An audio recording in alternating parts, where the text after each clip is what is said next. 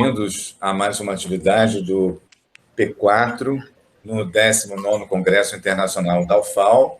Hoje nós temos uma mesa redonda, coordenada pela professora Vânia Casseb Galvão. Agora que a tela está aparecendo, está estranho isso. Pela professora Vânia Casseb Galvão.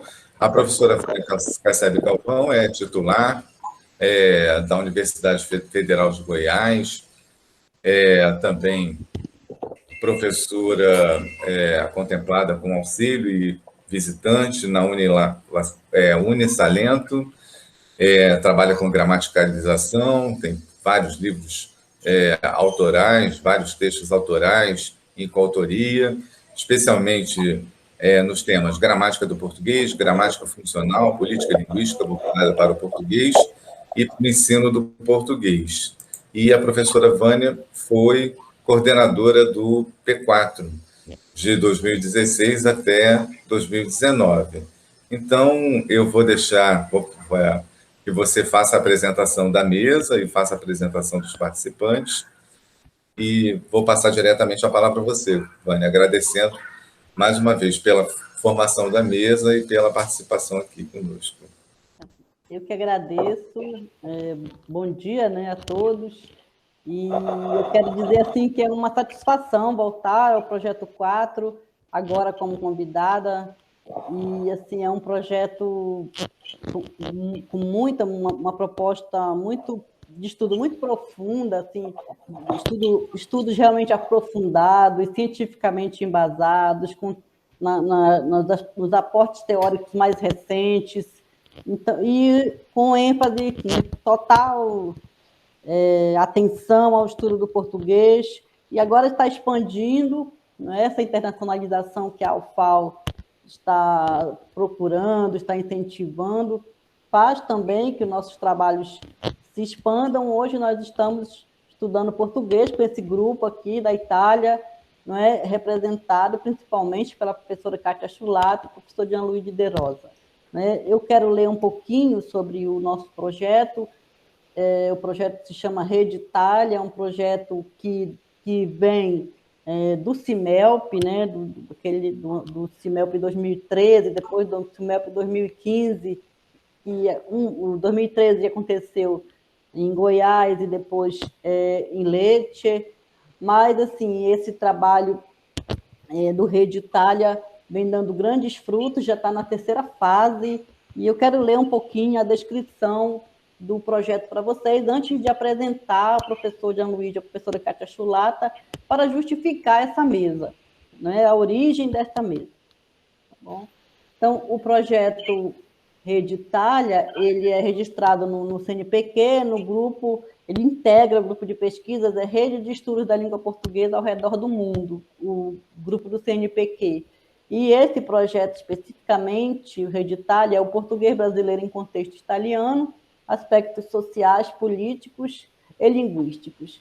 Esse projeto envolve universidades italianas e universidades brasileiras, as italianas, especialmente a Universidade de Chieti, Pescara, né, a D'Annunzio, que é representada pela professora Kátia Chulata, que é a coordenadora italiana desse projeto, a Universidade Roma Tre, com o professor Gianluigi, a Universidade de Pisa, a Unisalento e a Universidade de Perugia. E nas brasileiras temos a UFG, a UEG, a UNB e a UFMT, né, neste momento, que fazem ações efetivas no projeto. Né? O principal objetivo do Rede Itália é que os resultados de pesquisas descritivistas e analíticas envolvendo o português brasileiro são fomentadores de ações de ensino do português brasileiro como língua estrangeira, como língua adicional e língua de herança no contexto universitário italiano e brasileiro. Então, esse projeto enfoca o português brasileiro, reconhecendo como uma língua de interação e de interesse global. Estão em evidência a língua, a literatura, a cultura. Não é um projeto amplo, né, de uma visão de uso da língua que se efetiva em diferentes dimensões socioculturais, né, sociointeracionais. Então, tanto estudo da fala quanto da escrita, da escrita midiática, por exemplo, da fala e da escrita midiática, como, por exemplo, faz muito bem o professor Gianluigi, estudos de língua de herança, como a professora Kátia Chulata, tem um laboratório de estudos de língua de herança na Universidade de Chieti. Então, é um projeto que já está na terceira fase, ele começou em 2013, né, e para a qual são propostas nessa terceira fase, investigações voltadas para esses 4 eixos de estudos de estudos da linguagem, né? Envolve inclusive tipologia linguística. Então é mais ou menos isso. Então, para não me alongar, eu queria resumir um pouco o projeto, né? Esta mesa hoje é composta por mim, pela professora Kátia Chulata. A professora Kátia Chulata é professora na Universidade de Chieti Pescara, vocês, GD Danúncio, como vocês já conhecem, né? É uma grande estudiosa da língua de herança, do português como língua de herança, né? Orienta trabalhos nessa área, tem inúmeros trabalhos também publicados, trabalhos autorais, trabalhos em organização, e estamos assim empenhados em fazer trabalhos conjuntos. Nossos alunos do Brasil vêm trabalhar com ela aqui. Estamos esperando agora os alunos italianos para irem para o Brasil, tão logo essa situação pandêmica e política se acalme, né? E se restabeleça a normalidade no nosso país. Então, o professor Gianluigi, também um grande parceiro, né, um grande estudioso da língua portuguesa, é professor na Universidade Roma III, tem também uma publicação grande na área do ensino de português, descrição da gramática do português, especialmente em contexto midiático, né, na fala fílmica, tradução e ensino, tradução cinematográfica e ensino. Então, enfim, foi ele e a professora Kátia Chulata coordenaram o quinto CIMELP, né, e desse evento surgiram muitas parcerias com várias universidades brasileiras, inclusive a professora Maria Helena, no Mackenzie. Então, é um projeto que é um grupo que se sobressai aqui na Itália, nos estudos do português, que valoriza e promove a língua portuguesa aqui, e tem feito uma interação muito saudável, muito produtiva. Já temos vários livros juntos, artigos, capítulos, livros autorais, livros em organização, e assim por diante. Então, é um prazer ter esse grupo aqui. Nós estamos muito felizes de apresentar o congresso aqui na UFAL, o projeto aqui na UFAL. Né? A Jussara está dizendo, também estou feliz em revê-los. É um prazerzão, Jussara, é um prazer estar aqui no projeto. E, assim, eu coordenei esse projeto e vi a relevância que ele tem, uma relevância mundial, né? O que a gente faz aqui tem ressonância mundial mesmo. Então, um grande abraço a todos. E quer falar alguma coisa, Carlos e Jussara? Ou podemos continuar? Podem continuar. A coordenação é com você. Então tá bom. É um prazer ter vocês aqui, né? Já falei aqui pelo chat, dizer, Vânia, que se eu estou aqui e o Carlos está aqui, eu vim a convite seu, e Carlos é meu convite, então nós devemos também a você, e você, a Maria Helena, que fundou esse projeto. Estamos todos muito bem representados aqui. É só isso. Um abraço para todos. Prazer. Um prazer. Obrigada, Jussara. Então, vamos a quem começa a apresentar. Eu quero contextualizar o nosso trabalho, a apresentação. Ela será, a Kátia trará reflexões a respeito da língua de herança em si, o que é o nosso objeto hoje é a língua de herança, português como língua de herança no contexto italiano, não é? A professora Kátia Chulata falará sobre esse aspecto, sobre a língua de herança efetivamente, a sua definição, né? E eu, o professor Gianluigi, nós apresentaremos o resultado de uma pesquisa descritivista que iniciou em 2019, foi a convite da coordenação do 4º simpósio, o simpósio de ensino, simpósio europeu de língua de herança, que é o CEPOL, né, do português como língua de herança, que aconteceu em Pisa. Nós fomos convidados para encerrar esse evento e nós iniciamos um trabalho de pesquisa sobre língua de herança a partir dos dados coletados por uma orientanda do professor Gianluigi em 2019 na Unisalento, quando ele era da Unisalento, né? E esse trabalho tem rendido frutos. Nós estamos prestes a lançar pela editora da UFG uma obra com os resultados, os procedimentos, né, bases teóricas dos procedimentos e os resultados dessa investigação. Então, nós vamos falar juntos. Então, nós vamos apresentar um conjunto de slides só, né, e vamos distribuir a apresentação entre nós dois, tá bom?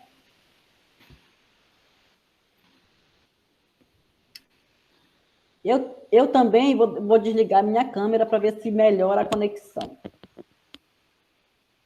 Então, a professora Kátia Chulata está com a oportunidade agora. Ok, então, muito obrigada, Vânia, pela apresentação do nosso projeto. Agradeço também meu colega Gianluigi. Então, estamos aí nessa luta desse grande projeto, cada um com o próprio percurso. Agradeço muito a possibilidade de apresentar o que a gente faz aqui na Itália, na UFAL. E agradeço a professora Maria Helena de Moura Neves por estar aqui conosco. Me sinto muito prestigiada. Agradeço a todos os presentes aqui. O que eu vou dizer agora sobre... Eu vou compartilhar com vocês aqui o meu slide. Espera aí, primeiro vamos aqui compartilhar. Praticamente, a professora Maria Helena já conhece essa fala, porque, na verdade, a minha já virou uma militância, né? Vocês me avisam quando estiver compartilhado, por favor. Estão vendo?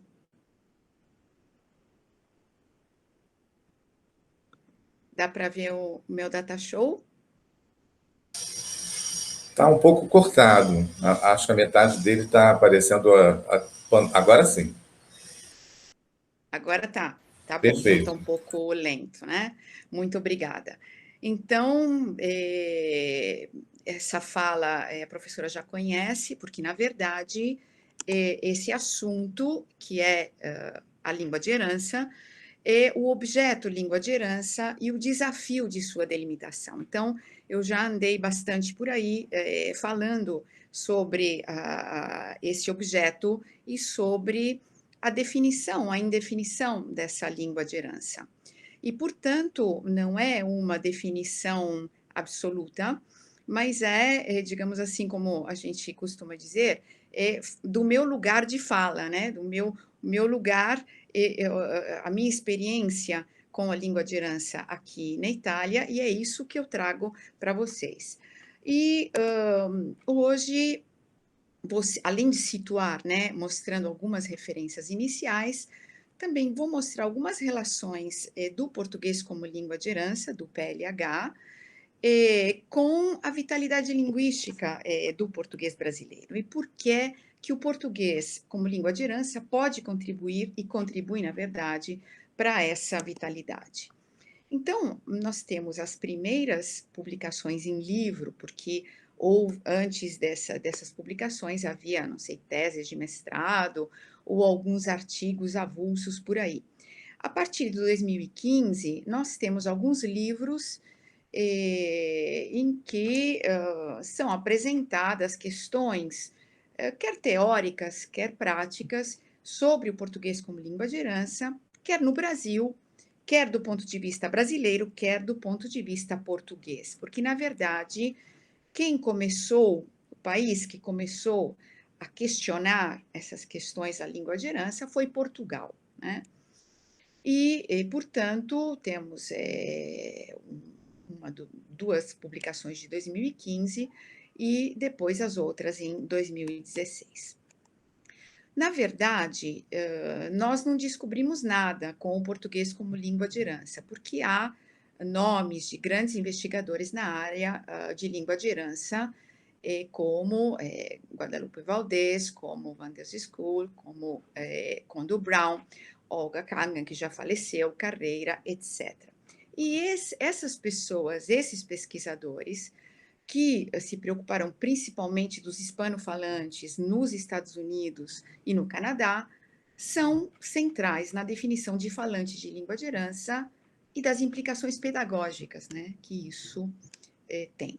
E como vocês estão vendo, essa citação é de Duarte Soares, né, que fala sobre a questão do português como língua de herança dos portugueses no mundo. A língua de herança tem várias definições, na verdade, né?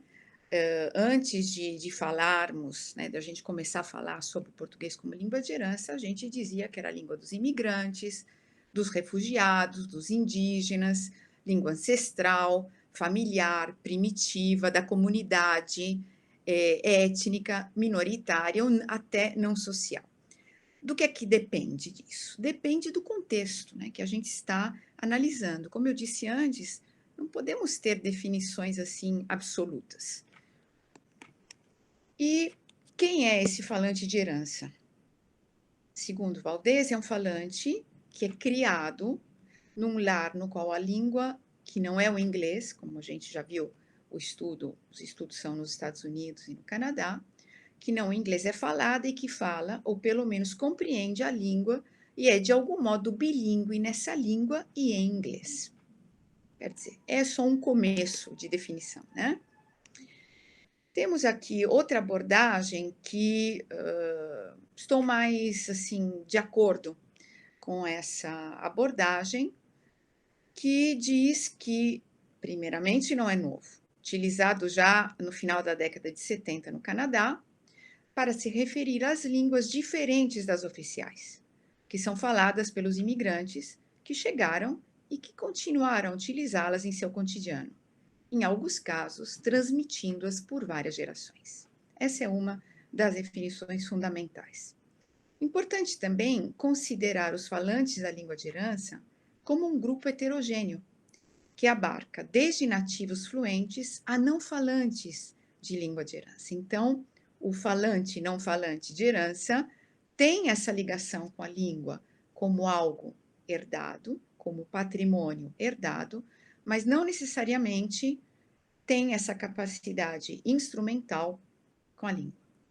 E, portanto, pode estar a gerações de distância do familiar imigrante, mas se sente culturalmente ligados a essa língua. Portanto, é uma ligação mais cultural e menos de competência linguística, porque pode até não ser falada. Por isso, nada de certezas.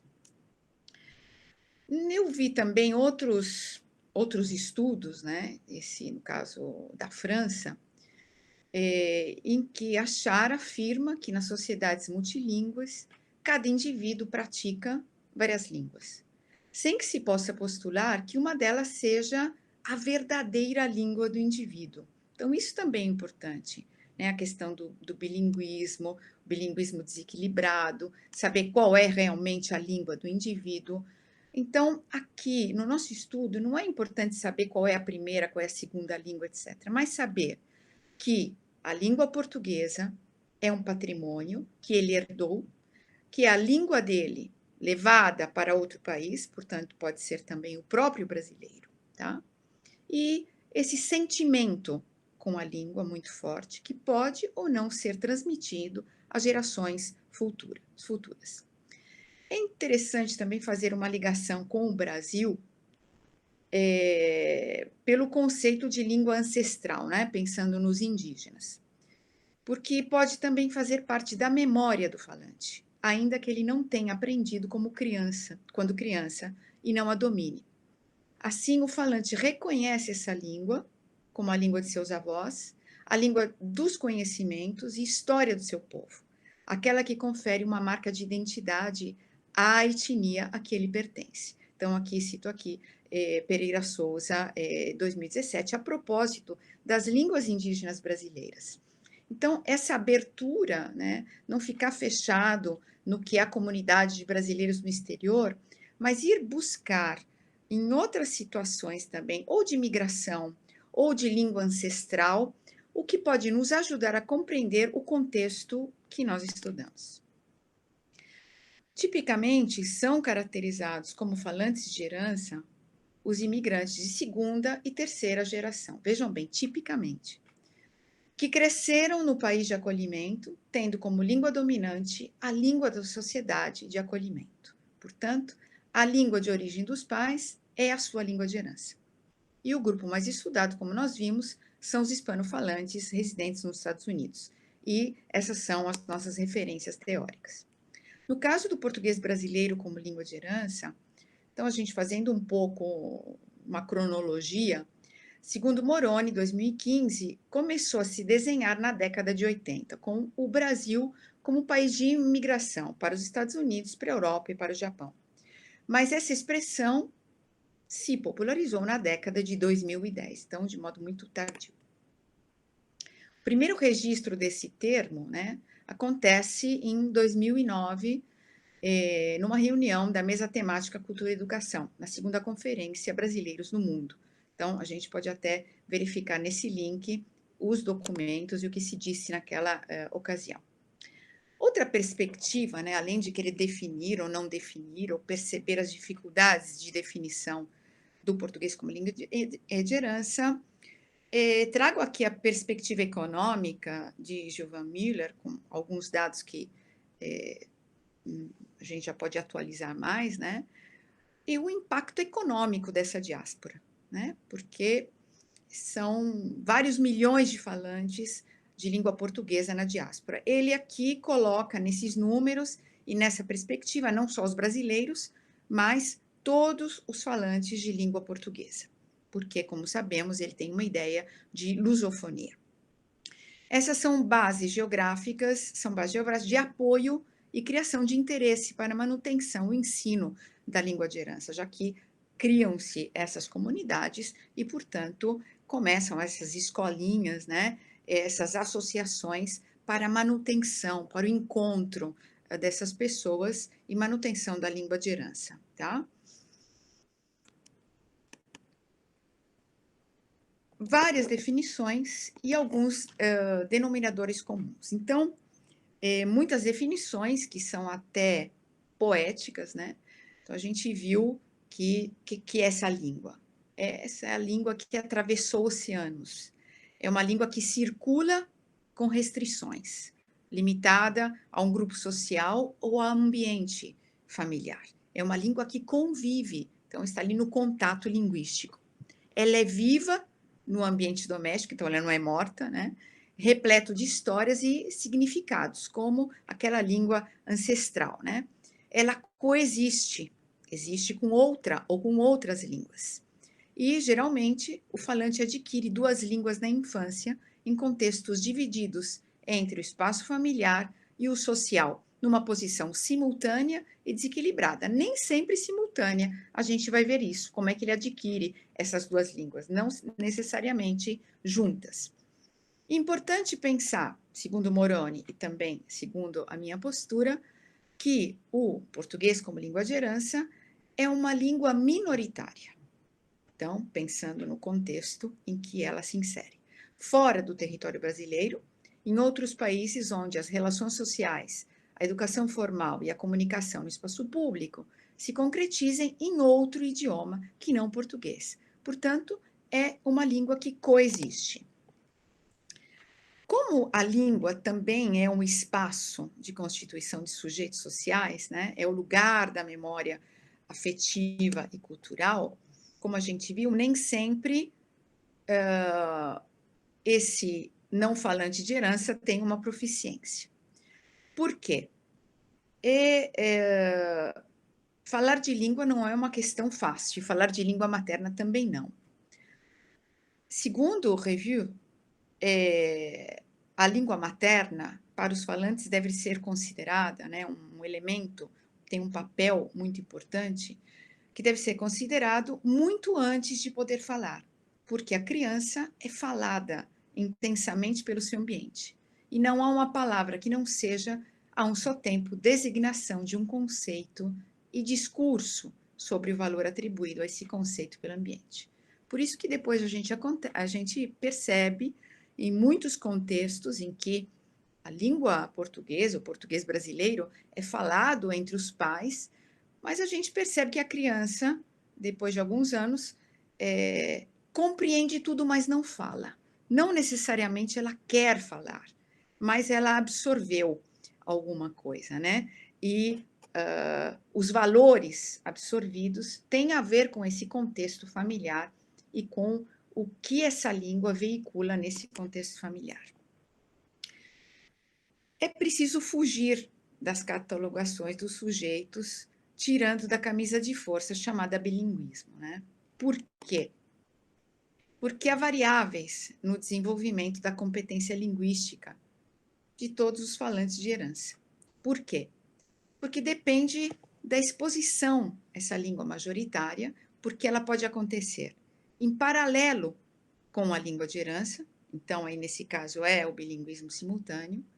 A língua majoritária, a exposição pode acontecer depois da aquisição da língua da família, pai, a mãe, os avós, o tio, então é um bilinguismo sequencial. A língua majoritária ela pode ser totalmente excluída da interação familiar, ela pode estar presente na comunicação só com alguns membros, pode ser usada em simultâneo, pode ser usada somente essa língua, a majoritária, pode ser usada só com os filhos, usada só com o marido ou com a mulher, etc.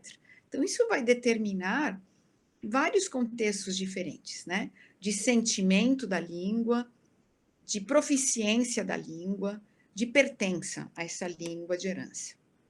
Portanto, competências e incompetências diferentes. Obviamente, antes a gente falou do contato linguístico, porque sendo o português brasileiro uma língua minoritária na questão da língua de herança, né, esse contato linguístico vai levar a fenômenos de interlíngua, a fenômenos de code mixing e de code switching, por exemplo. E há vários estudos realizados, nesse caso trago aqui um exemplo, esse estudo realizado por 2 anos, que observou num contexto lúdico 4 crianças com o coreano como língua de herança, que se transferiram para os Estados Unidos, e que mostrou alguns elementos importantes sobre a passagem para a língua dominante com a entrada na escola de língua inglesa. Então, eles aprenderam coreano em casa, cresceram com essa língua e foram aprender o inglês, né, a língua inglesa, na escola. Então, quais são os fenômenos linguísticos que podem acontecer? Então, vou trazer assim rapidamente só os resultados. Aconteceu que enquanto o uso do coreano diminuía e aumentava a utilização do inglês, a quantidade de palavras code mixing se manteve estável ao longo do tempo para todos os filhos.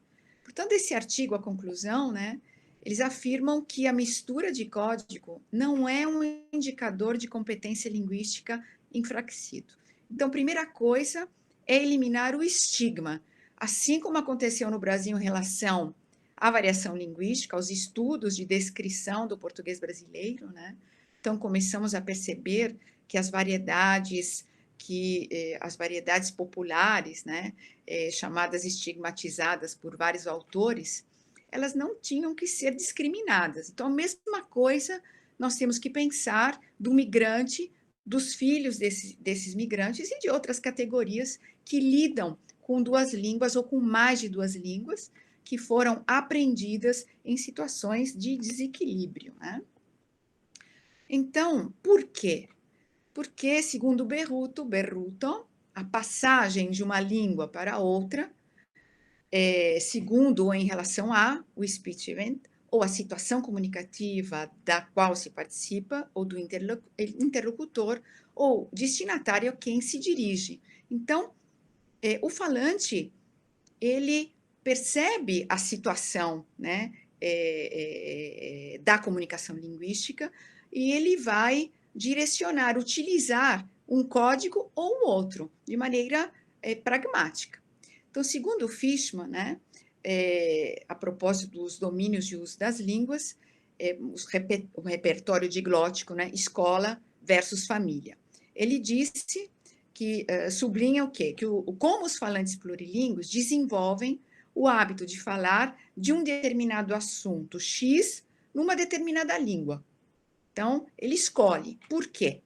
Porque ele conheceu esse assunto na língua X, ou porque ele sabe que quer ele, quer os seus interlocutores, conhecem o léxico especializado desse assunto na língua X, ou a outra língua do seu repertório não possui os termos técnicos adequados, ou pelo menos o falante não sabe ou não tem certeza de quais sejam os termos técnicos na língua Y. Ou pode parecer esquisito ou não apropriado falar de um determinado assunto numa língua diferente. Então, o falante que lida com mais línguas, ele tem essa possibilidade, estuda o contexto, estuda os interlocutores. É também Carlos, importante... Desculpa, Kátia. Carlos, Oi. Só um minutinho. Você está controlando o tempo? Não, peço para você controlar. É quanto falta? Carlos Alexandre. Acho que falta... Então, eu não estou controlando, não. Eu estava deixando isso para você. Não, porque como eu não sabia que Mas eu acho que, mais ou menos, 5 tem minutos. uns 20 minutos de apresentação. Nós começamos porque eu não sabia que tinha um espaço para mesa, porque a gente tinha combinado meia hora, né? E meia hora, mas então eu vou cortar. Quanto falta? Não, eu acho que... Não, faltam 10 minutos, né, Carlos? Ah, ok. Assim eu me organizo segundo esse tempo, tá? Muito obrigada. Tá bom, nada. Então, essa questão do português noutro contexto linguístico, né? Me levou a pensar na questão da ecolinguística. Porque, como afirma Saliko Komufuene, numa visão mais ecológica da língua, ele propõe que uma língua é uma espécie lamarckiana, cuja composição genética pode mudar várias vezes em seu tempo de vida. É também uma espécie de parasita, cuja vida e vitalidade dependem dos atos e disposições dos seus hospedeiros, ou seja, os seus falantes, sobre a sociedade que formam e sobre a cultura em que vivem. Então, o falante de herança, né, ele vai determinar muito a composição genética desse português brasileiro que vai lá para fora. Essa vitalidade psicossociolinguística do português brasileiro como língua de herança, né? Minha pergunta, pode contribuir para a vitalidade linguística do português? Eu acho que sim. Porque se a gente pensar nos números da diáspora, que é uma coisa enorme, no valor dessas comunidades, no valor cultural e no valor também linguístico, né? Porque perceber que certos eventos de contato linguístico, né, se reafirmam, digamos assim, quando a gente vai estudar a fala desses falantes de língua de herança. E, segundo esses números, o português brasileiro continua lá fora, se enriquecendo noutra ecologia linguística. Então, é preciso ver o potencial do português brasileiro como língua de herança no seu todo, numa coisa muito mais ampla, e situá-lo, eu acho importante situá-lo nos estudos de contato linguístico, de ecolinguística, de vitalidade linguística, tá? Por quê? Porque o português é colocado numa língua, assim, de grande vitalidade linguística. E promover, né, o estudo do português como língua de herança, a manutenção do português como língua de herança lá fora ou aqui fora, é contribuir para a vitalidade do português como língua de herança. E não só. Por que eu digo isso? Vou pular essa parte aqui, porque a questão da sobrevivência linguística. Então, se a gente quer proporcionar a sobrevivência desse português lá fora, nessas comunidades, é importante fazer estudos sobre esse português como língua de herança, proporcionar material didático, né, para esses falantes. São 2 fatores principais de sobrevivência de uma língua. A posição de uma comunidade de fala na sociedade, qual é a posição que essa comunidade ocupa, ou seja, a relação entre a importância daquela comunidade linguística e aquela de outras comunidades comunicativas na hierarquia. E a transmissão intergeracional. Sabemos que por meio de muitas descrições que as línguas ameaçadas se transformam em línguas moribundas, porque os pais não transmitem a própria língua minoritária aos filhos, nem querem aprendê-la como primeira língua. Então, vejam bem, falando dessas questões que já foram enfrentadas por importantes nomes que eu trago aqui, parece que a gente está falando de língua de herança. Então, é importante trazer esses estudos para ampliar os estudos sobre língua de herança e não se ensimesmar, né, na questão cultural, às vezes na questão até na questão de mitos, né, que a gente perpetua lá fora. O segundo fator é consequência do primeiro. Quais são, então, segundo aqui as teorias, o modelo de teoria das mortes de Sassi, né, fenômenos agentes no processo da decadência e extinção? Vejam bem, existem os fatores extralinguísticos, que são aqueles históricos, políticos, etnossociais e econômicos, que condicionam o conjunto de escolhas, comportamentos e usos linguísticos que se concretizem em mudança, reduções, flutuações na morfossintaxe, fonologia e léxico da língua. Isso é Berruto, né? Berruto, minha tradução. Então, como esse aporte, né, teórico nos ajuda a olhar, a perceber o que é que temos que fazer para ajudar a manter a língua portuguesa lá fora, levada por essas populações. Portanto, o que acontece aqui? Muitas vezes nós temos essa comunidade de brasileiros em subordinação social, muitas vezes os brasileiros têm uma avaliação sociopsicológica negativa da própria língua e da própria cultura, portanto, atua uma restrição sociolinguística dos usos e acontece uma decadência linguística. Então, a proficiência linguística desses falantes acaba. Vou passar por isso aqui. Nós estudamos alguns casos específicos na Itália, que são as crianças brasileiras adotadas, os brasileiros residentes em Pescara e também em Termoli. Em Termoli, por quê? Porque em Pescara eu tinha uma aluna brasileira, também considerada falante de herança, que começou a cultivar essa questão da língua de herança, encontrou um grupo de brasileiras com filhos, né, falantes de herança, e começamos também a estudar o grupo de Termoli através dessa minha aluna de Pescara. Nós consideramos, então, segundo o nosso estudo, e partindo de observações linguísticas e idealizações e construções identitárias, que o falante ou não falante de português como língua de herança podem ser os próprios migrantes, residentes de maneira estável e permanente em país estrangeiro. Por que colocamos o brasileiro ali? Porque nós verificamos fenômenos linguísticos análogos encontrados nas gerações seguintes. Eles falavam da mesma maneira, com code mixing e code switching. Consideramos os filhos também, os netos, os sobrinhos desses migrantes. As crianças adotadas provenientes de países de língua portuguesa.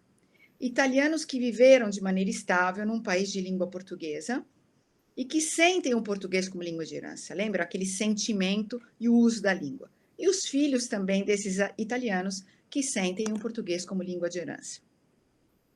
Como já vimos, nem todos os falantes têm a possibilidade ou a vontade de frequentar aulas na língua de herança. Ninguém é obrigado a continuar a utilizar aquela língua, porque depende da identificação.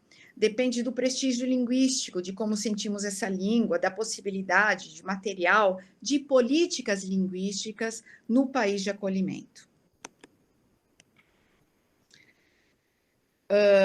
O perfil do falante de português brasileiro como língua de herança e a vitalidade linguística. Existem aqueles que aceitam e se integram à nova cultura por completo. Os que assimilam a nova cultura, mas que mantêm sua identidade cultural e linguística nativa. Os que rejeitam o contexto sociolinguístico em que se encontram. Mas seja qual for o perfil do falante que vive fora do seu país de língua portuguesa nativa, todos acabam por contribuir para a evolução do idioma, assim como lhe prolongam a vida. Então, isso entra bem naquela questão da vitalidade linguística, né? Então, trago aqui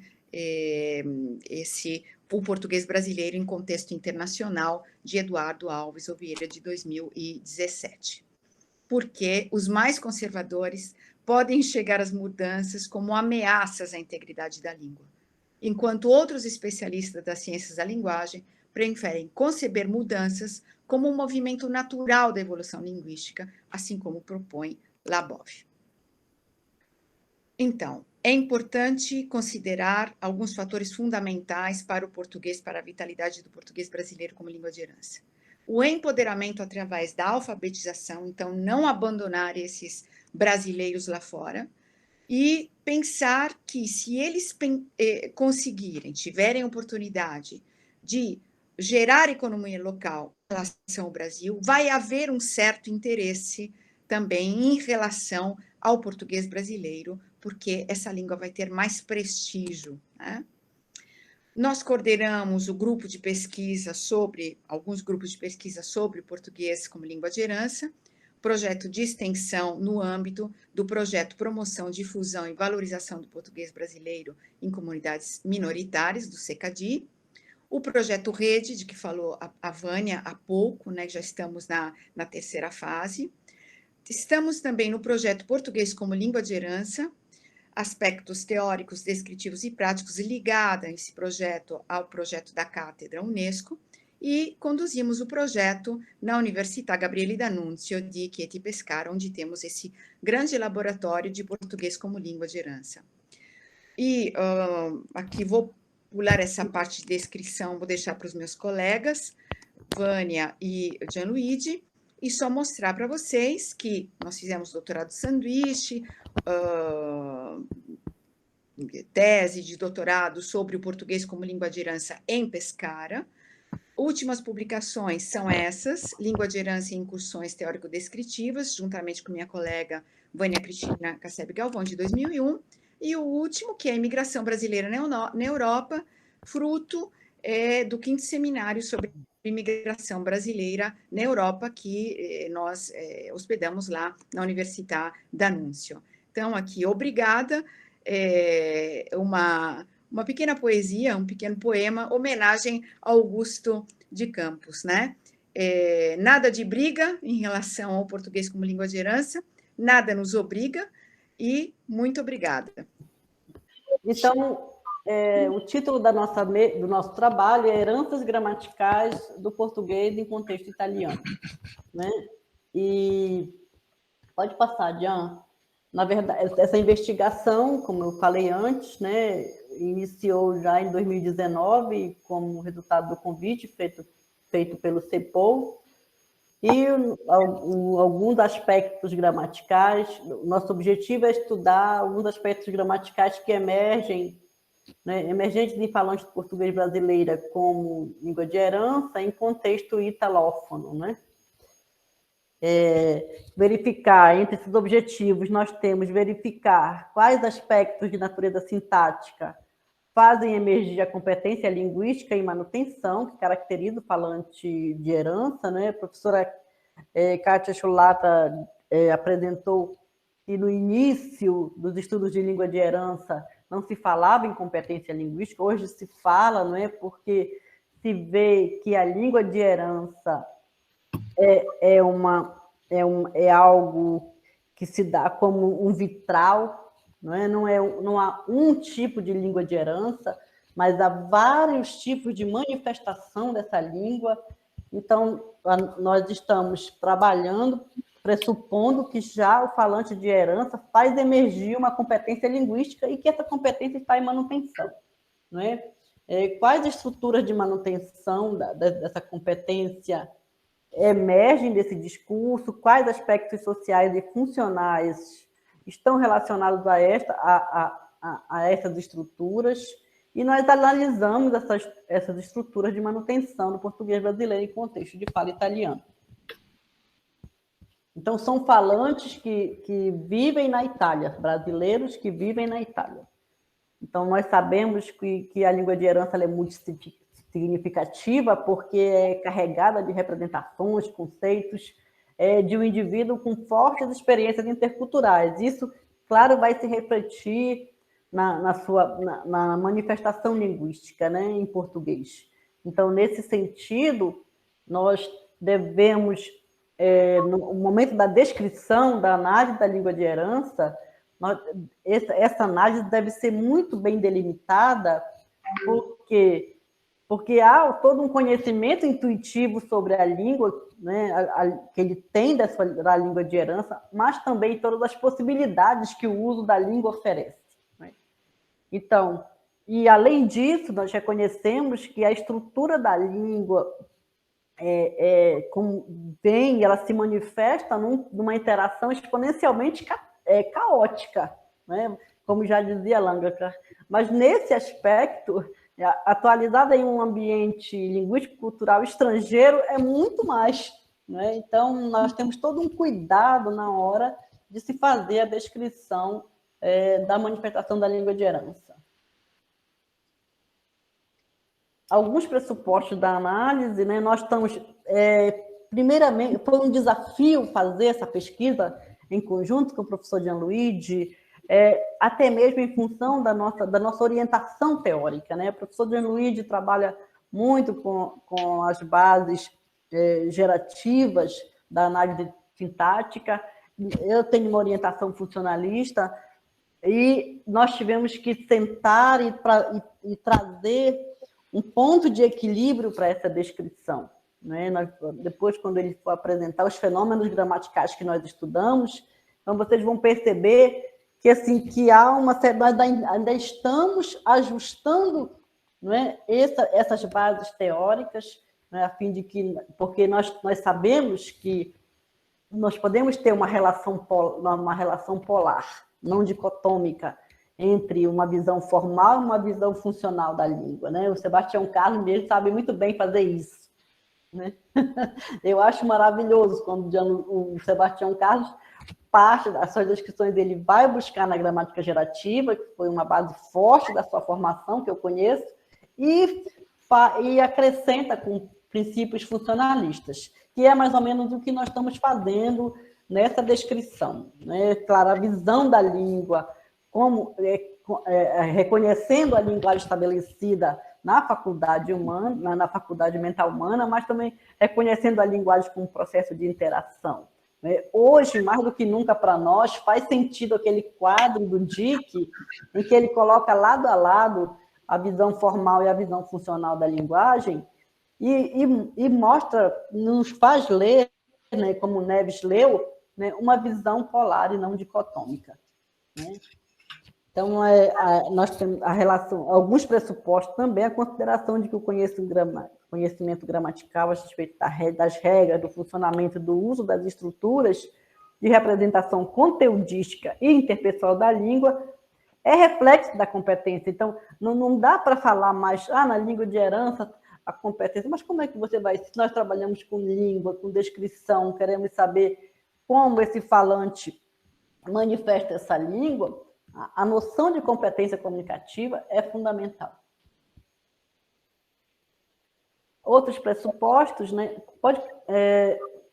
Nós também, em todos os aspectos, nós não deixamos de lado aspectos sociais, cognitivos, pragmáticos, correlacionados, né, ao cumprimento de uma macrofunção da linguagem, de cunho afetivo e extremamente muito significativa.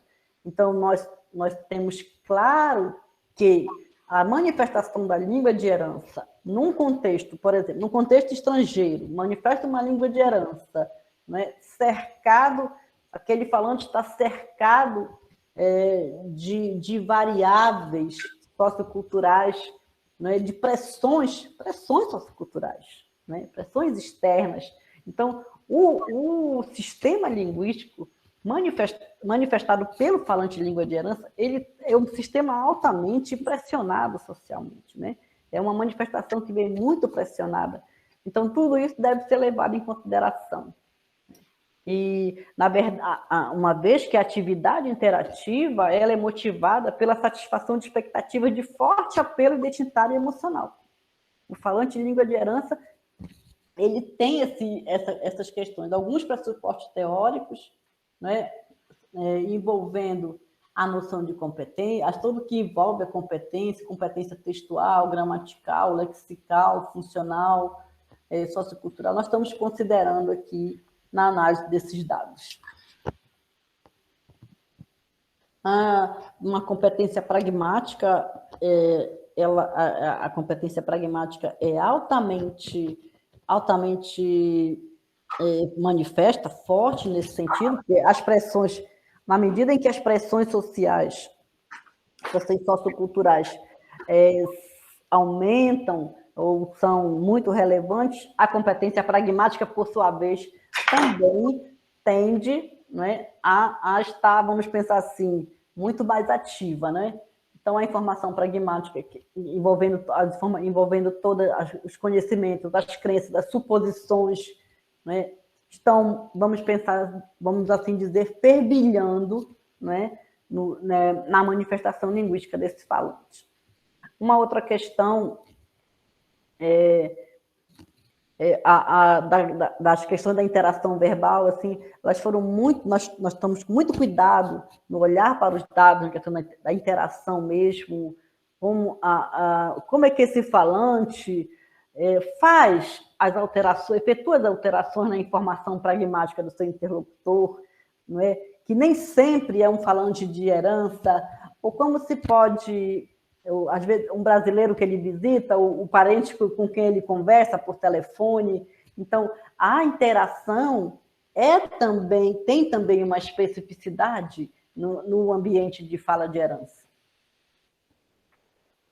Então, nós trouxemos o esquema de DIC, que para nós, mais do que nunca, apesar de ser um clássico para nós, para os funcionalistas, é um clássico, ele nos ajuda a compreender toda essa... e de que maneira o falante... Como é o pensar do falante sobre a informação pragmática do seu interlocutor e vice-versa. Nesse momento, nós estamos muito atentos às questões da interação, não é? A interação verbal são muito relevantes para nós.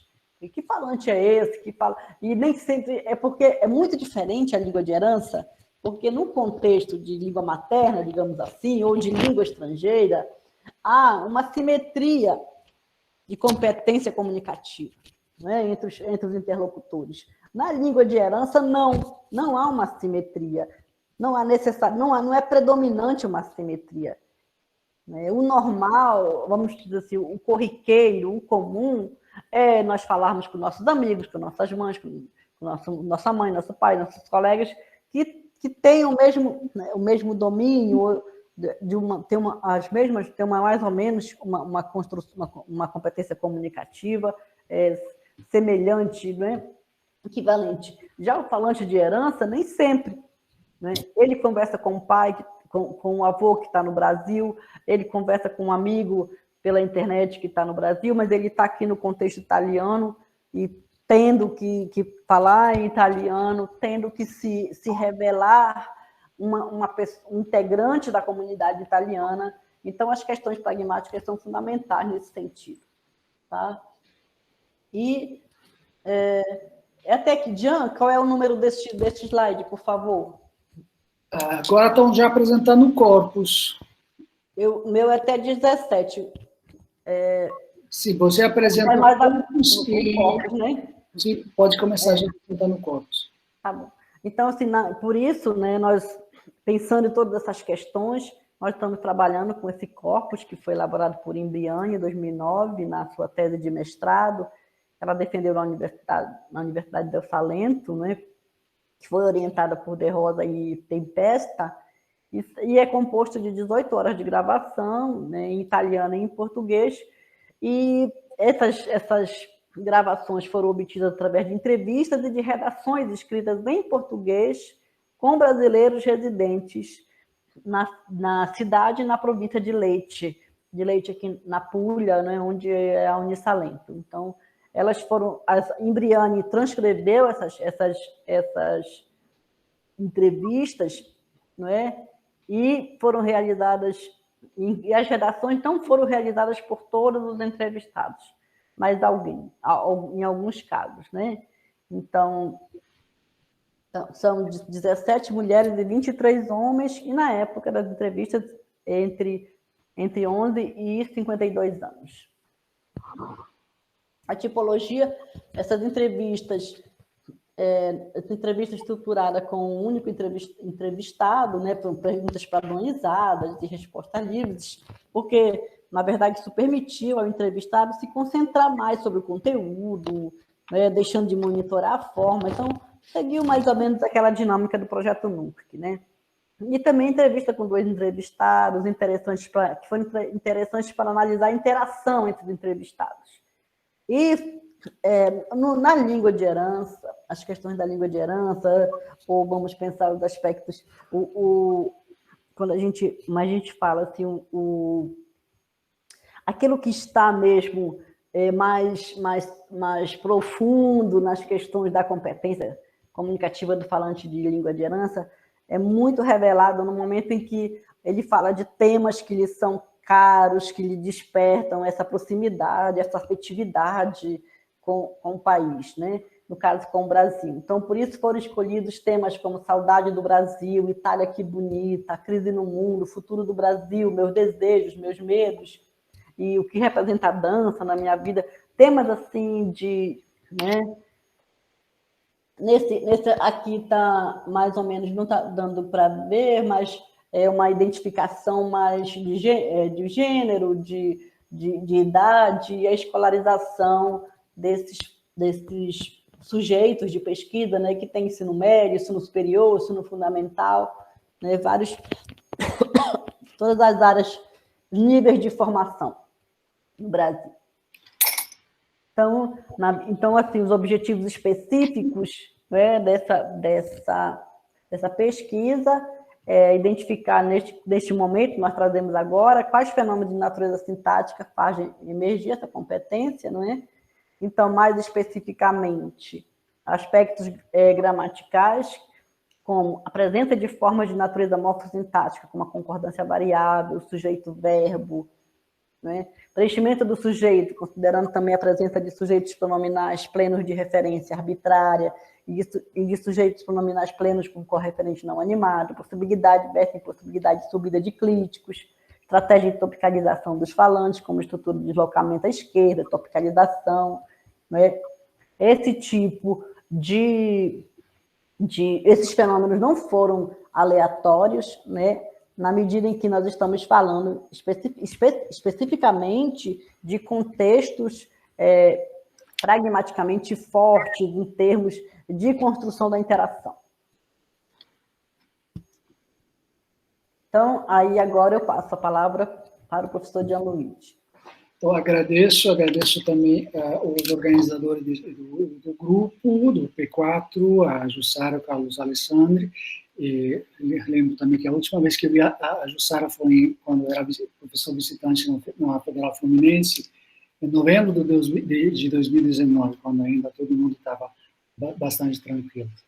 E agradeço também a Vânia pela moderação pela ideia dessa mesa redonda, e também a colega e amiga Kátia de Abreu, que também, no discurso da língua de herança, ela nos deu muitas ideias e muita força. Então, nós vamos analisar principalmente os fenômenos do preenchimento do sujeito e de construções marcadas em relação à topicalização do deslocamento à esquerda do sujeito.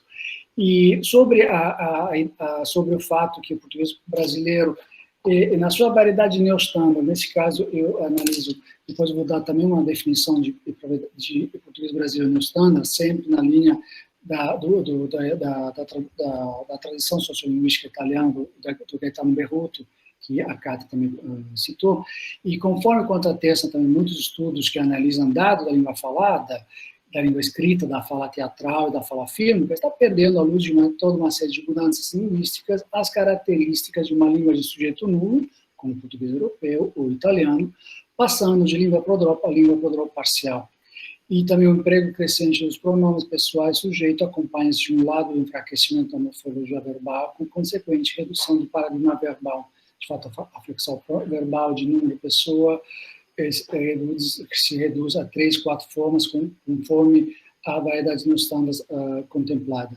E do outro, da reestruturação do sistema pronominal, de fato, aqui faço uma divisão entre português brasileiro standard, sem sincretismos, e com o português brasileiro neostandard, com a ausência da segunda pessoa direta, tanto no singular quanto no plural, e com sincretismo tanto no singular, na segunda e na terceira pessoa do singular, vamos dizer, segunda pessoa direta e também na segunda pessoa indireta do plural, e temos, então, o sincretismo da forma zero, que também contempla o número, então não temos mais distinção de número, pelo que se refere à forma zero. O que entendo, segundo, conforme quanto exposto por Gaetano Berruto, por italiano, por português brasileiro neostandard. Por português brasileiro neostandard, se deve entender uma variedade de língua que apresenta uma série de traços morfológicos sintáticos pan-brasileiros, que, apesar de serem transcurados pelas gramáticas didáticas quando não estigmatizados, representam difusão e aceitação na fala e na escrita, monitorada ou não, de uma variedade de língua que se diferencia do português brasileiro standard, que temos um modelo de arquitetura do português brasileiro, em que, como vocês podem ver, o português brasileiro neostandard pode ter uma outra etiqueta, que é a de variedades cultas urbanas, em que se diferencia do ponto de vista de atópicos, principalmente nas grandes áreas urbanas, nas megalópolis do Brasil, e principalmente na área fonético-prosódica, lexical, mas às vezes também em termos morfossintáticos. Então, do ponto de vista, a partir desse pressuposto, então, o português brasileiro como língua de sujeito nulo parcial, analisaremos os dados associados ao valor positivo ou negativo do parâmetro prodrópico. Consideraremos apenas sujeitos pronominais plenos ou nulos, referenciais de frase de tempo finito, dado que, conforme a hierarquia referencial proposta por Cirino, Duarte e Cato, a referencialidade tem uma relevância translinguística na pronominalização. Foram excluídas as perguntas fechadas, se não, sujeitos manifestos, não pronominais, mas mantivemos os sujeitos de expressões formulares com verbos epistêmicos, quanto aos sujeitos de terceira pessoa, nulos ou plenos de referência definida.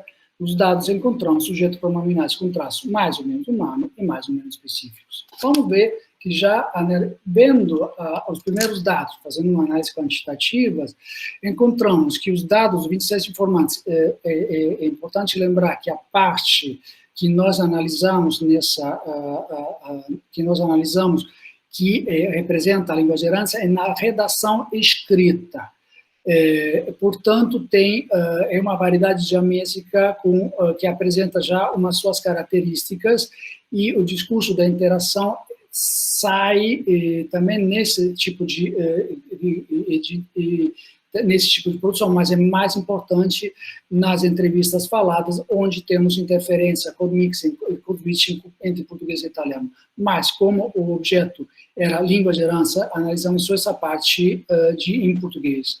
Os dados, os 26 informantes, em tudo 91 ocorrências, apresentam os seguintes resultados: 26 instantes de sujeito plenos contra 65 de sujeito nulos, 28,57% contra 71,43% de sujeito nulos. Então, já isso evidencia uma situação bastante definida em termos de expressão do sujeito. Fundamentalmente, não temos os números nem de uma língua de sujeito pleno, nem de uma língua de sujeito parcial.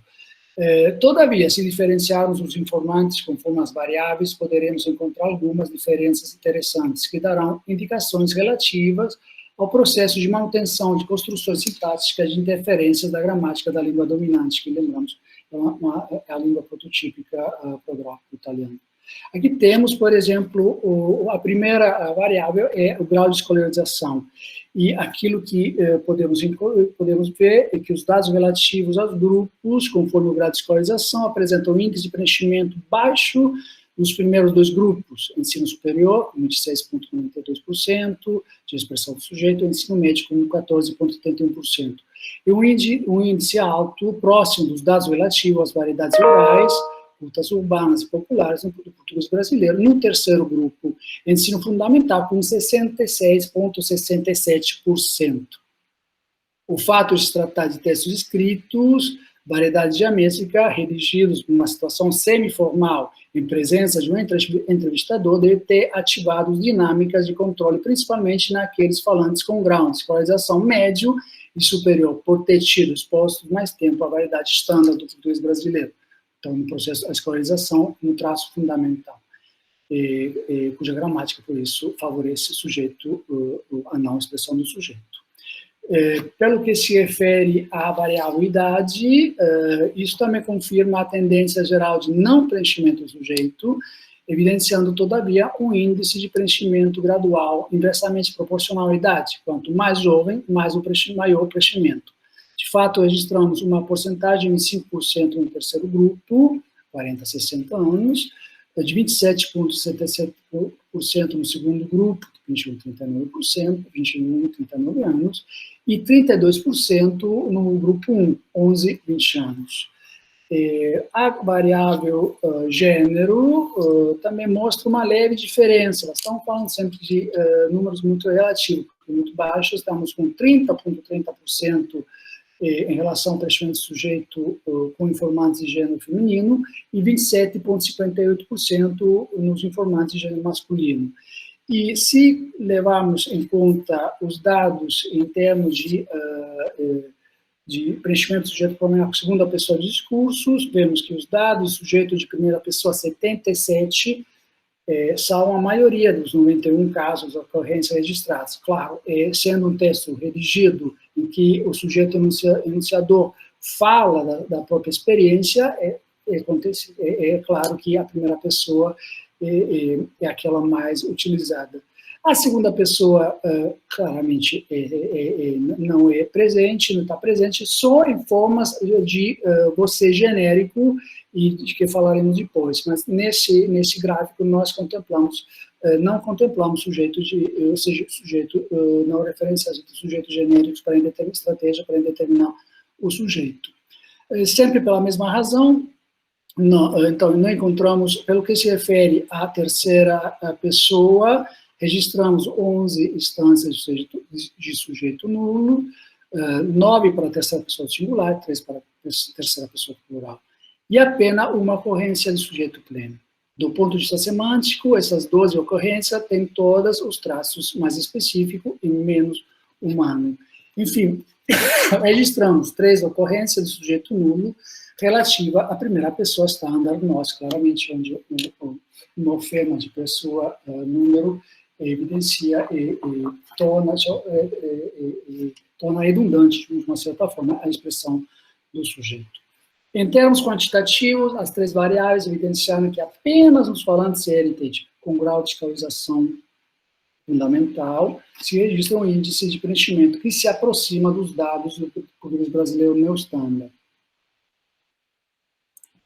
e das variedades cultas urbanas de que fala Duarte 95 e Duarte 2012. E se compararmos os nossos dados com esses dados de Duarte, nós podemos ver que se distanciam bastante. E quanto aos sujeitos de referência genérica de que falamos, temos em tudo 8 ocorrências, e partiam o mesmo traço inerente mais humano, para a primeira pessoa e a segunda pessoa, sendo representado, no nosso caso, apenas por você.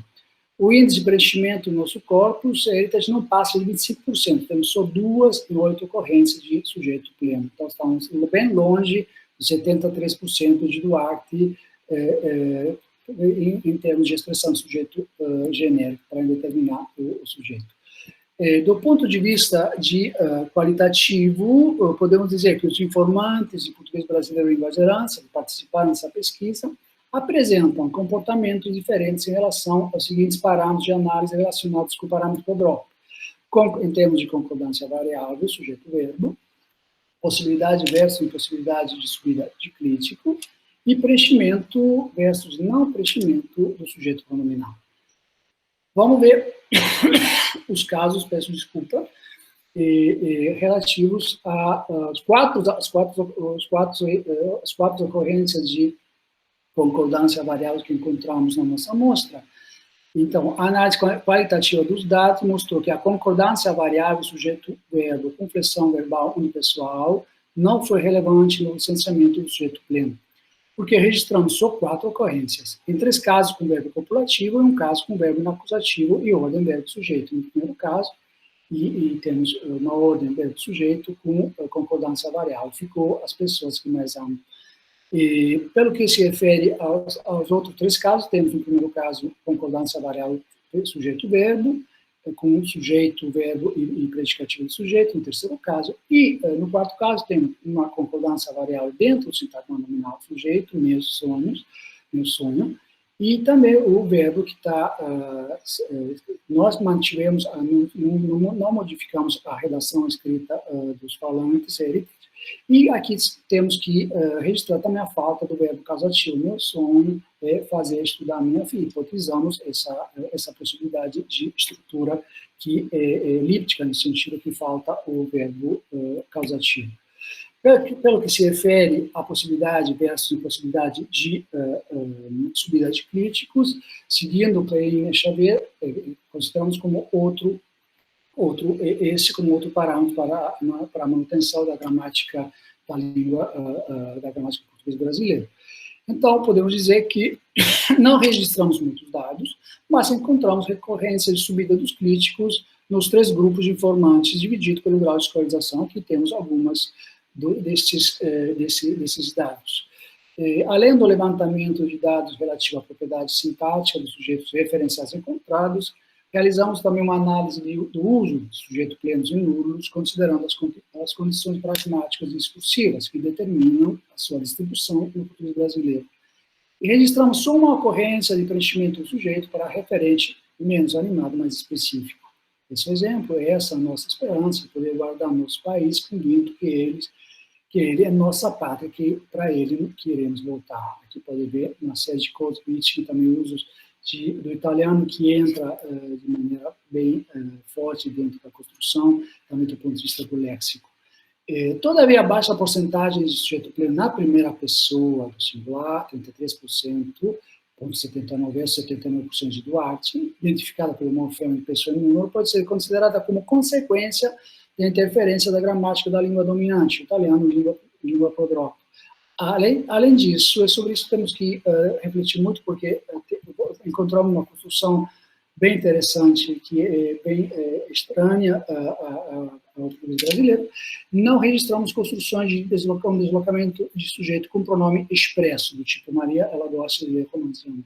Nem o preenchimento do sujeito em estruturas que apresentam sujeitos correferentes, nem frases encaixadas, nem frases independentes justapostas. Outro fenômeno tem a ver com as construções de tópico marcado. E nós, como tipologias, utilizamos as tipologias de tópico marcado de Inês Duarte, de 2013, na Gramática do Português, publicada pela Gulbenkian, divididas em tópico pendente com retomada, deslocação esquerda, topicalização não canônica, antitópico, deslocação à direita e tópico sujeito. Não colocamos deslocação esquerda crítica, porque claramente no português brasileiro tem a possibilidade da deslocação esquerda de sujeito, que é uma construção muito rara no português europeu, como vemos citando sempre Inês Duarte. Os dados da nossa amostra nos colocaram à frente a um grande desafio metodológico, mas simultaneamente nos oferece uma possibilidade de generalização, na medida em que a tipologia das estruturas de tópico marcado que encontramos confirma o andamento registrado nas variedades orais monitoradas e não do português brasileiro. Apesar dos limites quantitativos, porque na nossa amostra nós encontramos 11 ocorrências, apesar disso, os resultados confirmaram as premissas. nós encontramos 11 ocorrências de tópico marcado, assim distribuídas, 4 topicalizações, 2 deslocamentos à esquerda, 4 tópicos pendentes e um tópico pendente com retomada. No entanto, não se registraram ocorrências relativas a construções de antitópico, deslocamento à direita, com antecipação catafórica, e de tópico sujeito. Porém, registramos uma ocorrência de deslocamento à esquerda desse sujeito. E eu antes tinha falado que nós não encontramos deslocamento à esquerda de sujeito pronominal expresso. E essa continua sendo o ponto, esse é o ponto, porque a construção que encontramos é de outro tipo. Sempre um deslocamento à esquerda de sujeito, mas é uma construção que encontramos no italiano e é também uma construção muito debatida e ainda não é conhecida por muitos linguistas. Nesse gráfico, nós podemos ver a tipologia de tópico marcado, encontramos 4 tópicos pendentes, 36,5% junto com a topicalização, um tópico pendente com retomada e um deslocamento à esquerda de tópico. Nesse gráfico, podemos ver mais ou menos essa distribuição, e aqui temos os nossos exemplos. E para deixar os nossos exemplos na nossa análise, vou ler o texto em um outro device para poder acompanhar e deixar também os exemplos para poder refletir.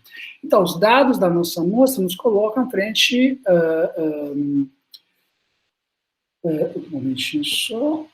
Então, em 3 das 4 construções de topicalização, então estamos à direita, o tópico se encontra vinculado às posições sintáticas de um locativo pré-posicionado não argumental.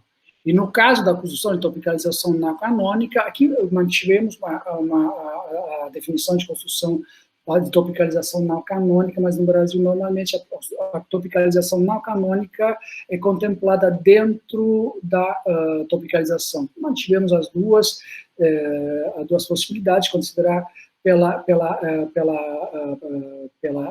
preposição cotada de falar de saudades do Brasil. Então, por isso, mas para entender bem que tipo de construção se trata. Em relação à referencialidade dos tópicos desses 2 tipos de construções, classificados com base nos traços mais ou menos animado, mais ou menos humano específico, nas construções de topicalização, registramos 4 casos em que o tópico é menos animado e mais específico, enquanto nas 2 construções de deslocamento à esquerda, registra-se um caso em que o tópico é mais humano e menos específico, e outro caso que a deslocação à esquerda do sujeito, em que é menos animado e menos específico. E a construção é aquela mais questionada, aquela que mais nos chamou a atenção, é esse deslocamento à esquerda do sujeito. Com as reticências, de uma certa forma, podemos dizer que temos que evidenciar que se trata de uma construção que não se registra no português brasileiro, pelo fato de apresentar uma retomada pronominal não expressa, mas com ruptura entoacional, uma ruptura prosódica, que na representação escrita é representada pelas reticências. Meus desejos saltantes. Normalmente, um falante brasileiro, nesse caso, utilizaria ou redobraria o sujeito, meus desejos, eles são tantos, ou com uma pausa prosódica, meus desejos, eles são tantos. Ou sem pausa prosódica, para manter de maneira de não ter essa ruptura prosódica, essa pausa, mas sem expressão do sujeito. Essa construção se registra numa língua apodrópica como o italiano. Lambert, Meyer e De Cesare são entre os linguistas que mais consideram essa construção, então, o deslocamento à esquerda de sujeito, sem retomada pronominal expressa. E sua presença na fala escrita de um falante heritage pode ser considerada, nesse sentido, como interferência aplicada do sistema linguístico dominante. Mas nas outras línguas românicas, Inês Duarte e também outros estudiosos evidenciam a possibilidade desse tipo de construção. O Inês Duarte, 2008, acrescenta que qual é a característica do português brasileiro, nesse sentido, que o fato que pode apresentar ou não a ruptura prosódica.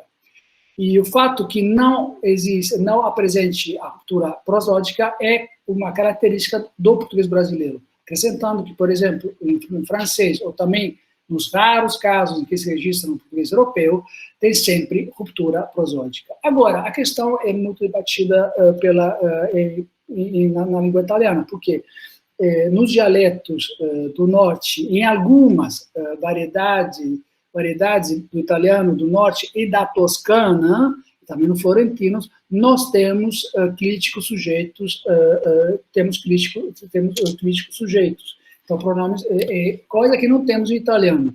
Temos sempre pronomes tônicos.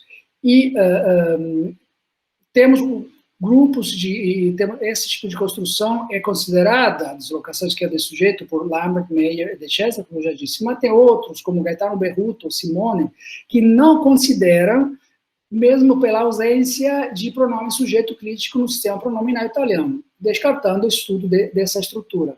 Uma frase desse tipo: Stella ha mangiato la sua torta preferita, com ruptura prosódica, não é contemplada por muitos linguistas, por outros, sim. Mas, no entanto, no italiano está começando a se registrar também outro tipo de construção, do tipo, Gianni, lui di queste cose se ne intende davvero. Nessa frase temos dois tópicos, Gianni de um lado e di queste cose, com retomada tanto com um partitivo, ne, o ne partitivo, que se refere a di queste cose, tanto lui, pronome tônico. A coisa interessante é que essa frase aparece em alguns textos e gramáticas, mas, no caso, essa frase utilizada no texto de gramática de Colombo e Graffi é definida simplesmente de deslocamento à esquerda. Enquanto Dardano e Trifone, outra gramática, falam de construções marcadas, que conferem maior relevo ao sujeito, retomando através de um pronome tônico ou de um demonstrativo, mas nunca falam de deslocamento à esquerda de sujeito. Mas, fundamentalmente, é aquilo que é. Análise, vamos fazer começar umas considerações não finais, porque essa nossa reflexão está chegando a um ponto, mas ainda estamos de uma certa forma, ainda refletindo sobre esses fenômenos, sobre o objeto do nosso estudo. Então, a análise quantitativa e qualitativa em relação ao sujeito nulo evidenciou nos informantes de português brasileiro em língua de herança a presença de sujeitos pronominais prevalentemente nulos, que, na maioria dos casos, não são conformes à gramática do português brasileiro neostândar. Registramos apenas um caso de preenchimento do pronome pleno de terceira pessoa singular usado para a retomada de referente não animado, incompatível, por exemplo, com a língua prodrópica como o italiano. Registramos também uma série de assimetrias, de dados contrastantes em relação ao preenchimento do sujeito pronominal na escrita dos nossos informantes, que evidenciam que no processo de escrita o controle por parte do usuário na língua aérea se ativa e, conforme o grau de escolarização, as normas de escrita se aproximam da gramática da variedade estándar do português brasileiro. Todavia, o escasso número de sujeitos plenos testemunha tanto a interferência da língua dominante quanto a manutenção da gramática do português brasileiro neostândar pelo fato que os casos de preenchimento registrados não são contrastivos, nem focalizados, assim como o exemplo testemunha, porque no caso do italiano, a expressão do sujeito tem sempre ou de focus contrastivo ou de focus informacional, tem sempre essa função em termos pragmáticos. E não podemos, no entanto, negar que a presença na língua de herança dos informantes de sujeito nulo, em contextos usuais para o português brasileiro, confirmaria também nos informantes com grau de escolarização superior transfer para a gramática da língua dominante, com possibilidade de co-switching e co-mixing português brasileiro e italiano de um lado, e a manutenção parcial das propriedades pragmáticas discursivas do português brasileiro do outro.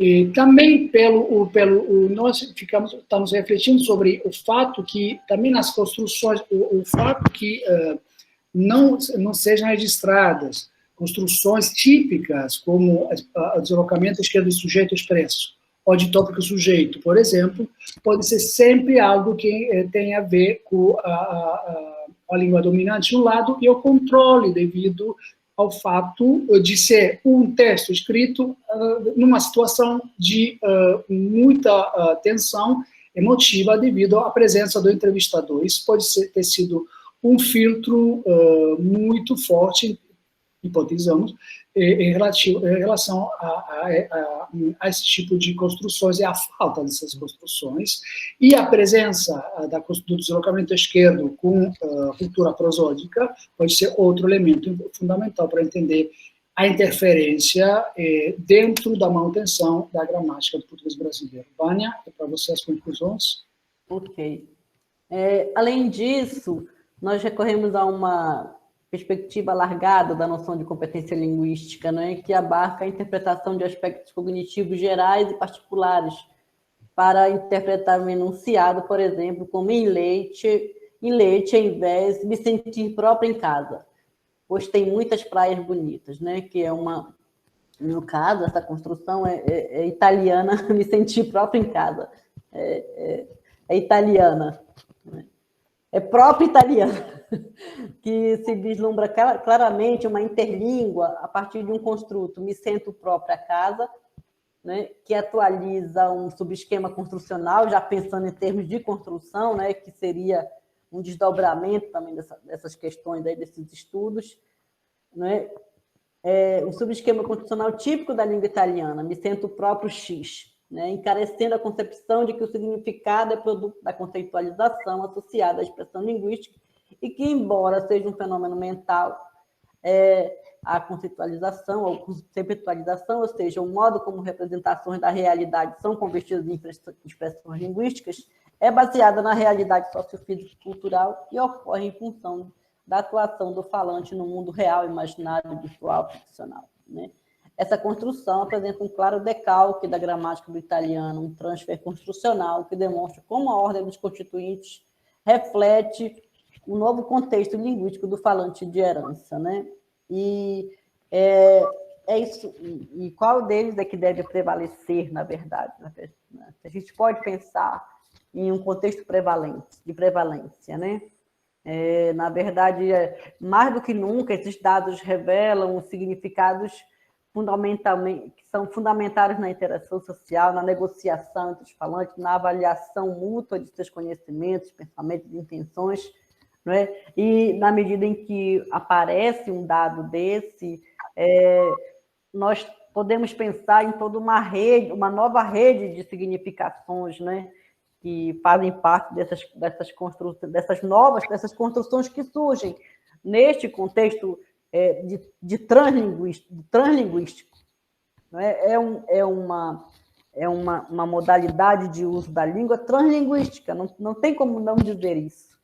Os dados, de alguma maneira, ainda que ele esteja falando sobre o Brasil, para brasileiros, ou para uma pessoa que fala brasileiro muito bem, em algum momento, essas construções, né, que revelam, nós que trabalhamos com gramática de construções, observamos como as construções, elas realmente refletem essas significações,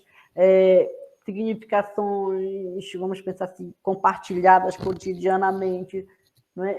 E como as habilidades criativas, das quais decorrem analogias, associações diversas, vêm à tona no discurso, né? E, portanto, considerando essa organização geral da gramática, que é emoldurada no nível discursivo pragmático, todos os fenômenos de gramática de natureza sintática e pragmática ressaltados na fala dos falantes do PBLH estão relacionados também à organização da perspectiva, que é tudo isso, assim, a gente pensou em tanta coisa que pode ser explorada a partir desses dados, né? Nós fomos aprofundar muito mais essa questão da tropicalização, da presença ou não do sujeito, né? Revela a organização da perspectiva, né? E revela modos como esse falante atualiza linguisticamente os eventos do mundo. Então, é claro que tudo isso, esses dados também revelam que a constituição da língua envolve as rotinas cognitivas, que são, pelo uso, sempre moldadas, mantidas e modificadas, como diz Langacker, e a comunicação humana é sempre uma atividade compartilhada, né? E como ressalta Tomasello. É isso. Então, esses dados não negam a existência de padrões regulares que orientam o linguístico na língua de origem e na língua dominante, mas mostram padrões coletivos também, né, ou princípios gerais e usos particulares. Então, na verdade, assim, nós podemos tanto fazer uma análise mais aberta desses dados e ver como se dá essa relação interlinguística, não é? E ver assim, como é que é esse locus de instabilidade, né? Que na verdade, assim, nós podemos também pensar em termos de rede, em termos de rede conceitual, em termos de rede...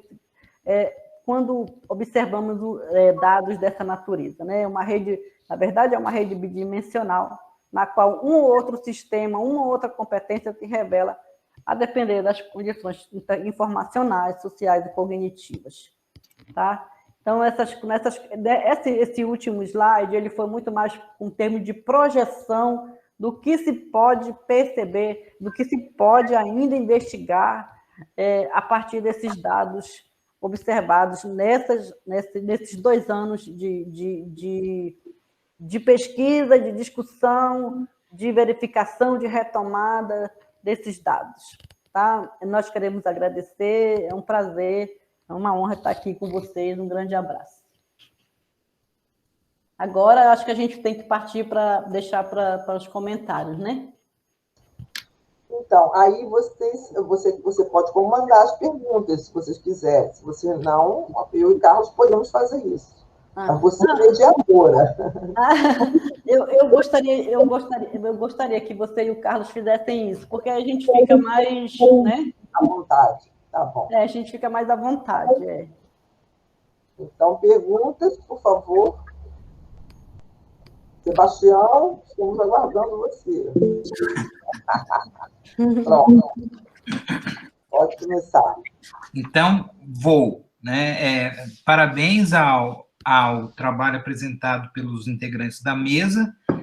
Esse tema de língua de herança, né, é um tema do qual eu gosto bastante, embora não pesquise sobre, né, mas eu iniciei a minha trajetória estudando o que na época a gente não chamava de língua de herança. Né? Eu comecei estudando a interferência de crianças que falavam japonês como língua materna, né, no português brasileiro, né, nos estágios iniciais de aquisição.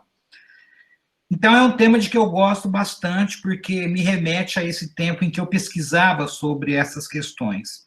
E eu tenho aqui algumas questões para a mesa, né, e a primeira delas é um resultado que o Jean-Luigi apresentou, que me chamou bastante atenção, que é esse alto índice de sujeito nulo na fala desses indivíduos, na escrita desses indivíduos, que é um dado que diverge bastante do que a gente vem constatando no português brasileiro, né?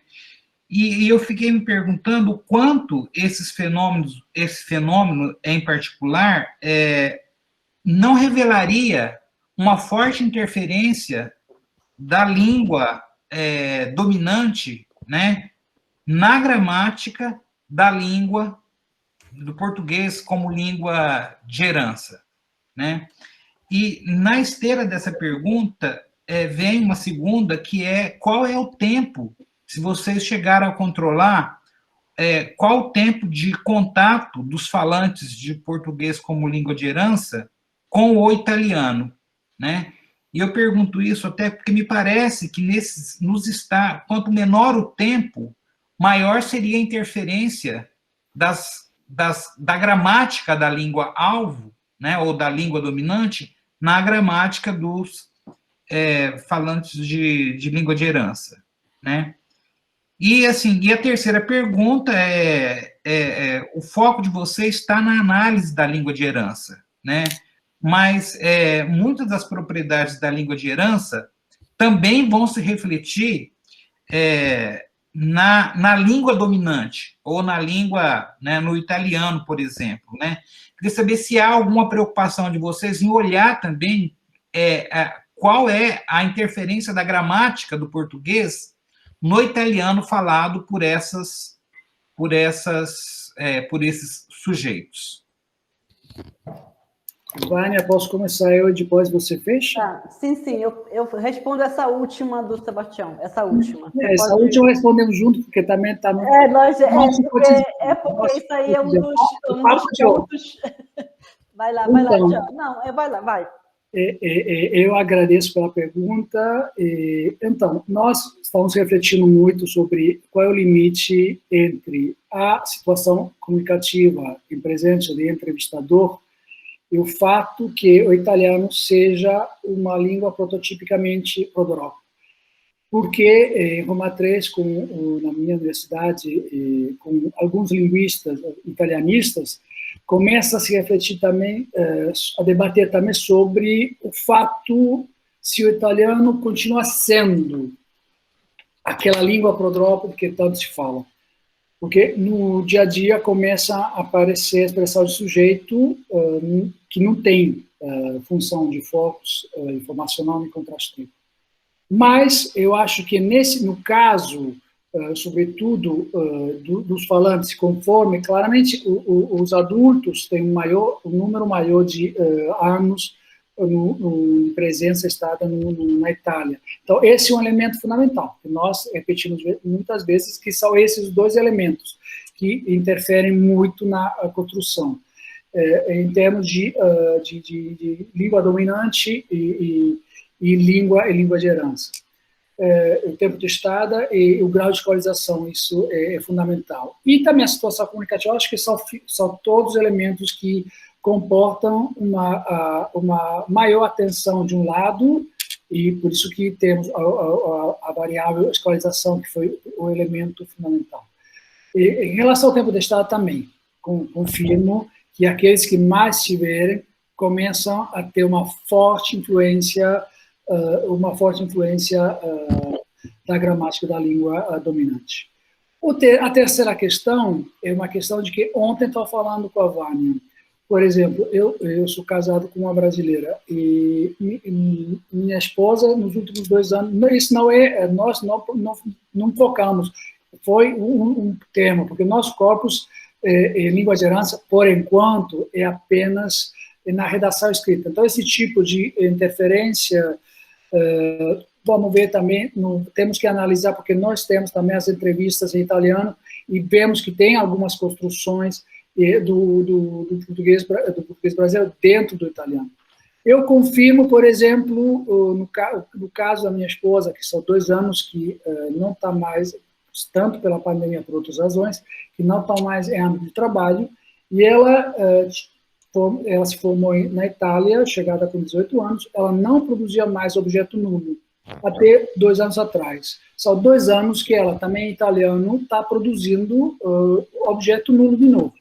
Quanto o italiano tem sempre o objeto nulo, o crítico acusativo expresso, sempre, porque senão seria pouco claro. De fato, as minhas filhas, às vezes, tem um misunderstanding tem um curto-circuito de comunicação que às vezes pode acontecer e que as crianças me olham para entender o que está acontecendo. Isso depois vamos costurar junto. Isso significa que essa gramática, mesmo ficando do lado por muitos anos, porque chegada com 18 anos, se formou na Itália, sempre em contexto italófono trabalhando, são 2 anos que não está de novo no contexto lusófono, comigo, com a família, e voltou, a gramática de manutenção voltou, a manutenção da gramática do português brasileiro voltou, alguns traços, tanto em relação ao objeto nulo, quanto com os verbos deíticos, ir e vir. Que em italiano tem um uso diferente, em relação, tem como ponto de referência sempre o sujeito enunciador. De novo, tem um problema que isso se transferiu também na gramática do italiano das minhas filhas, que não utilizam, conforme a gramática do italiano, os verbos de movimento deítico, ir e vir, andare e venire. Vânia. Sim. Então, nós pensamos, a primeira proposta dessa pesquisa, mas até era um movimento de mão dupla, que é o ideal, né? A partir desses resultados, agora verificar, analisar as entrevistas que eles produziram em italiano, né? Por exemplo, seria o ideal. No entanto, por uma questão mesmo de recorte, porque senão nós não terminaríamos nunca esse trabalho, e nas condições que nós estamos hoje de trabalho, né? E por uma questão mesmo de delimitar, de ter um produto, de começar e terminar toda essa investigação que leva tempo, que leva, né, todo tipo de empenho da nossa parte, por uma questão de delimitação. No entanto, assim, o objetivo maior era esse, fazer, era inclusive escrito lá no projeto, né, num movimento de mão dupla, português-italiano, italiano-português. Assim, quem sabe no futuro, é o ideal, né, Gianluigi? Vamos ver as condições, porque nós tivemos um convite para publicar esse trabalho, e a editora já está pedindo, já foi pago. Nós temos que fechar este congresso. Fecha para nós uma série de discussões, nós discutimos esse trabalho em 2 eventos, né? E este, especialmente, é muito importante para nós, o retorno de vocês é importante, né? Para que nós possamos fechar essa publicação e dar um produto, né? É muito mais uma questão prática mesmo, porque seria o ideal mesmo. Era era o objetivo principal, o objetivo maior, Sebastião, você foi em cheio, era isso.